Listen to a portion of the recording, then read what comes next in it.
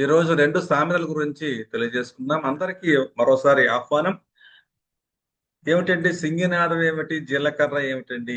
అట్లాగే ఇంకొక సామెత కూడా ఉంది. అంటే సామ్యత వల్ల వచ్చింది సామెత అంటారు. సామ్యత అంటే పోలిక, ఒక దానికి సంబంధించినటువంటిది ఇంకోటి పోలిక. ఒక్కోసారి అనడం రాకపోవడం కానీ, లేదా దాన్ని గమనించకపోవడం వల్ల కూడా కానీ ఇలాంటి భావాలు వస్తూ చూడండి. సింగినాదం జీలకర్ర ఏమిటంటే సింగినాదం ఏమిటి?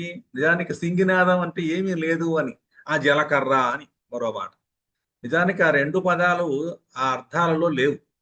అది శృంగనాదం. శృంగనాదం చూడండి, మనకి పుల్లేసు పుల్లేసు అంటే అవడవడవ కొడుతుంటాడే, అలా సింగినాదం కాదు, అది శృంగనాదం. కొమ్ముతో ఇలా బోరాలాగా ఊతారు. ఇవాళ కూడా మనకి గోదావరి ప్రాంతంలో భీమవరం దగ్గర శృంగ వృక్షం అనే పేరు కూడా ఉంది.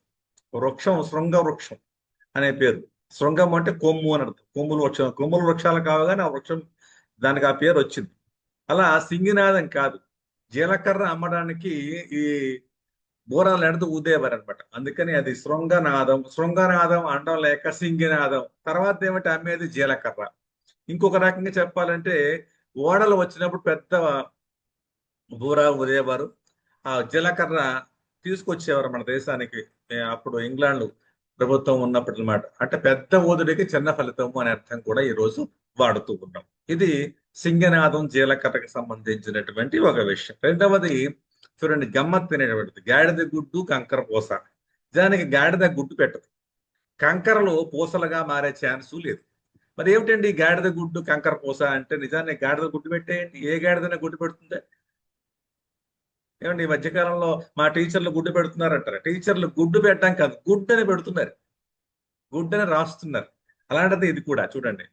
God the good, conquer the peace. మా దేవుడు చాలా మంచివాడు, శాంతిని ఇస్తాడు, శాంతిని జయిస్తాడు.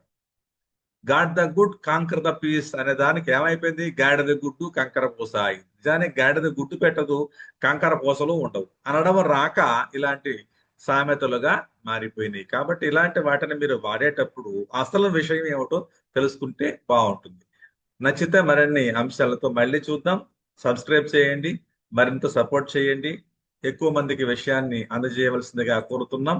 శుభం శుభం భూయాత్.